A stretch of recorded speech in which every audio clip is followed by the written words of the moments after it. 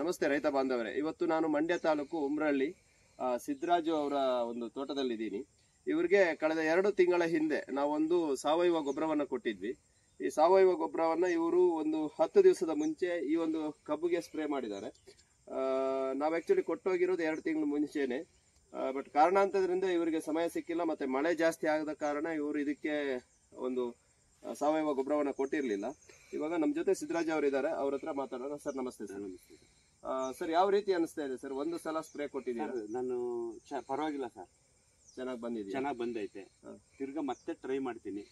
Try ಮಾಡಿದ್ರೆ ಇದನ್ನೇ ಉಪಯೋಗಿಸ್ತೀನಿ sir. ಅದೇ ರಾಸಾಯನಿಕ ಜೊತೆ ನಾವು ಹೇಳಿದ್ವಿ 0.5% ಕಡಿಮೆ ಮಾಡಿ ಇದನ್ನ ಉಪಯೋಗಿಸ್ಕೊಳ್ಳಿ ಅಂತ ಹೇಳಿದ್ವಿ. ಯಾಕೆಂದ್ರೆ ನಾನು ಒಂದೇ ಸಲ ಸ್ಪ್ರೇ ಕೊಟ್ಟಿರೋದು, ಒಂದೇ ಸಲ ಉಪ್ಪು ಹಾಕಿರೋದು, ಒಂದೇ ಸಲ ಸ್ಪ್ರೇ ಕೊಟ್ಟದ್ದು. ಇಷ್ಟು ಕಾಲ 2 ಸಲ ಉಪ್ಪು ಹಾಕ್ಬೇಕಾಯ್ತು. ಪರವಾಗಿಲ್ಲ, ಕಪ್ಪಗಾಯ್ತೆ ಸರ್.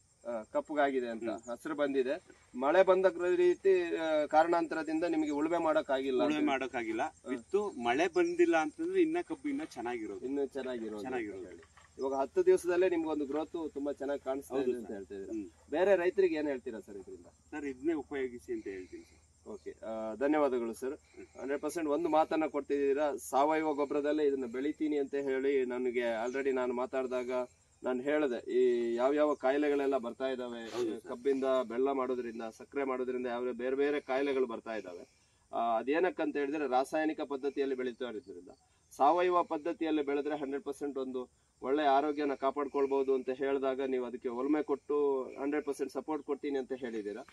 ನಿಮಗೂ ಕೂಡ ಧನ್ಯವಾದಗಳು ಸರ್. ಅದೇ ರೀತಿ ಎಲ್ಲ ರೈತ ಬಾಂಧವರಿಗೆ ಈ ಒಂದು ಸಾವಯವ ಗೊಬ್ಬರವನ್ನು ಉಪಯೋಗಿಸಿಕೊಂಡು ಒಳ್ಳೇದಾಗ್ಲಿ ಅಂತ ಹೇಳ್ತಾ ಧನ್ಯವಾದಗಳು.